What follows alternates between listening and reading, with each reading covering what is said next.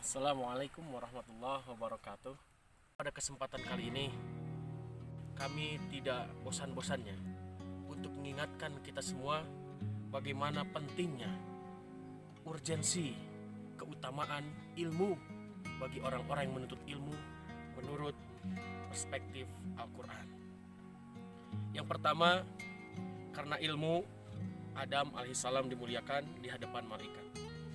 Dalam Quran surat Al-Baqarah 31 yang artinya, dan dia mengajarkan kepada Adam nama-nama benda-benda seluruhnya, kemudian mengemukakannya kepada para malaikat, lalu berfirman, sungguhnya sebutkanlah kepadaku nama benda-benda itu jika kamu memang benar-benar orang yang beriman dan orang-orang yang benar.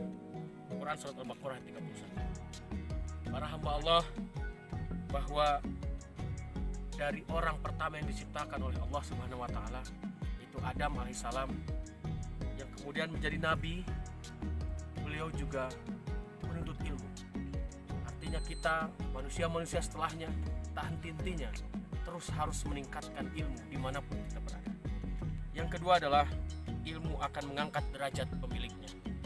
Dalam Quran surat Al-Mujadilah ayat 11, Allah akan meninggikan orang-orang yang beriman di antaramu dan orang-orang yang diberi ilmu pengetahuan beberapa derajat, dan Allah Maha mengetahui apa yang kamu kerjakan.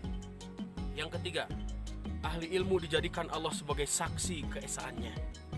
Dalam Quran surat Al-Imran ayat 18, yang artinya Allah menyatakan bahwasannya tidak ada Tuhan melainkan Dia yang berhak disembah, yang menegakkan keadilan.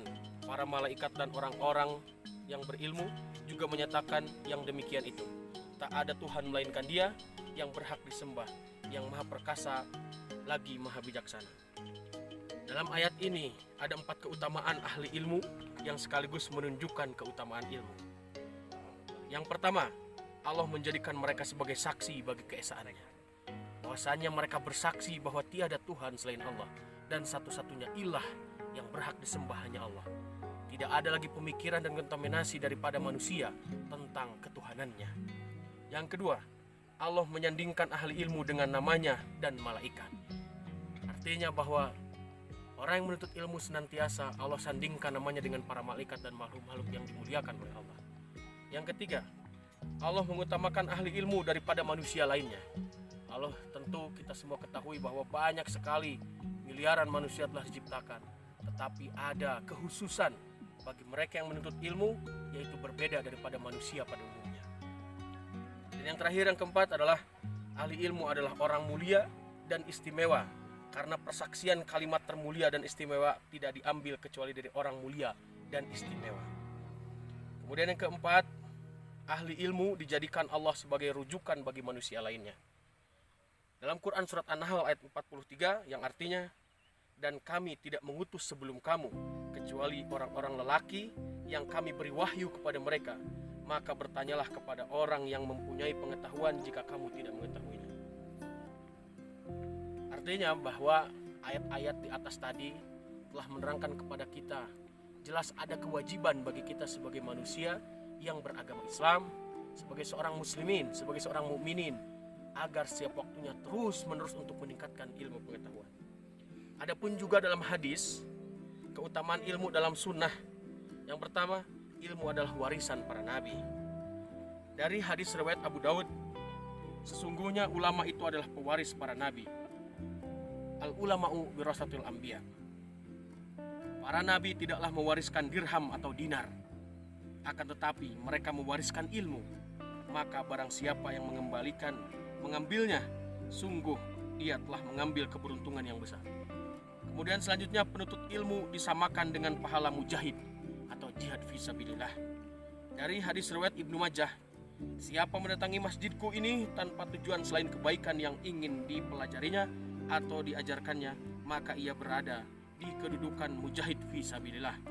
Siapa yang mendatanginya untuk tujuan selain ini, maka ia berada dalam kedudukan orang yang melihat-lihat barang orang lain. Jadi setiap kita dimanapun berada, kemanapun kita tuju tempatnya, harus diniatkan bahwa kita sedang mencari ilmu. Yang ketiga, ahli ilmu orang terbaik dari seluruh manusia. Dari hadis riwayat Tirmizi, keutamaan ahli ilmu atas ahli ibadah seperti keutamaan atas orang paling rendah dari kalian. Selanjutnya adalah pahala ilmu tidak terputus meski sudah meninggal. Nah, jadi ada juga hadis yang menyatakan ada 3 hal yang tidak akan pernah terputus, yaitu anak yang soleh, ilmu yang bermanfaat, dan sedekah jariah. Ya, betul.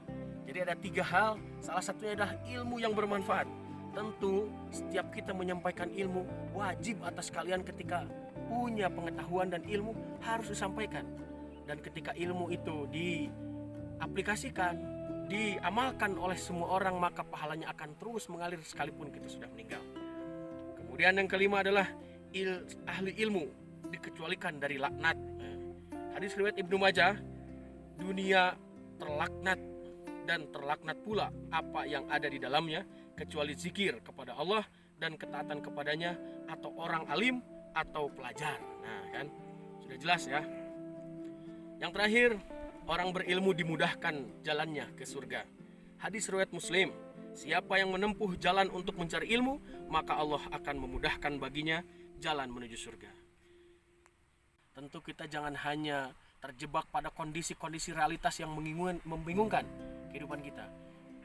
Bagi orang yang beriman tidak ada kebingungan, kecuali terus bertawakal kepada Allah. Barangkali itu yang dapat kami sampaikan di pagi hari ini. Mudah-mudahan ada ibrah, pelajaran yang bisa kita ambil, khususnya bagi diri kami pribadi sebagai pengingat dan juga umumnya bagi pemirsa yang mendengarkan.